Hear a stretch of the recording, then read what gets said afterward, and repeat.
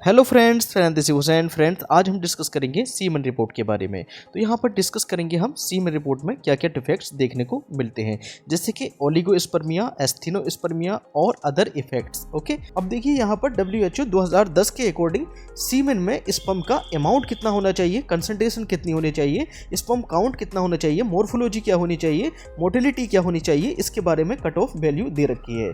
अब देखिए, पहला है स्पर्म वॉल्यूम। स्पर्म का वॉल्यूम कितना होना चाहिए सीमेन के अंदर। जैसे कि हम जानते हैं सीमेन के अंदर स्पर्म होता है और बहुत सारे कंपोनेंट्स होते हैं, जैसे citric acid, phosphate, amino acid और पोटेशियम एंड प्रोस्टाग्लैंडिन्स हार्मोन्स यहाँ पर होते हैं। जैसे कि यहाँ पर देखिए स्पर्म वॉल्यूम, स्पर्म का वॉल्यूम कितना होना चाहिए सीमन में, वो होना चाहिए 1.5 ml से ज़्यादा। दूसरी बात करेंगे हम स्पर्म कंसंट्रेशन। स्पर्म की कंसंट्रेशन कितनी होनी चाहिए, देखिए पर ml, 1 ml में 15 मिलियन से ज़्यादा होनी चाहिए। नेक्स्ट है देखिए टोटल स्पर्म काउंट, ये होना चाहिए 39 मिलियन से ज़्यादा। उसके बाद आती है देखिए स्पर्म की मोटिलिटी। स्पर्म की मोटिलिटी 32% से ज़्यादा होनी चाहिए।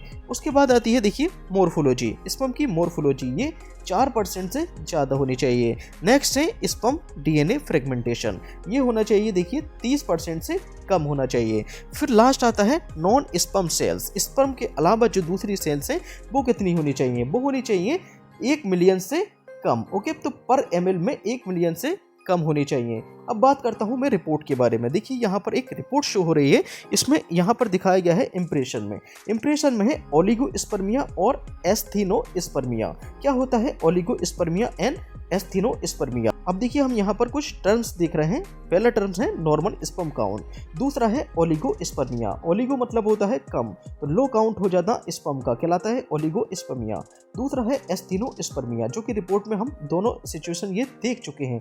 एस्थेनोस्पर्मिया का मतलब होता है पुअर मोटिलिटी, इसकी जो स्पर्म की मोटिलिटी है वो कम हो जाती है, इस सिचुएशन को कहते हैं एस्थेनोस्पर्मिया। उसके बाद आता है एज़ूस्पर्मिया। एज़ूस्पर्मिया देखिए इसमें सीमन तो होगा लेकिन यहाँ पर स्पर्म देखने को नहीं मिलेंगे, तो ये सिचुएशन कहलाती है एज़ूस्पर्मिया। उसके बाद आती है देखिए मोर्फोलॉजी ऑफ स्पर्म्स।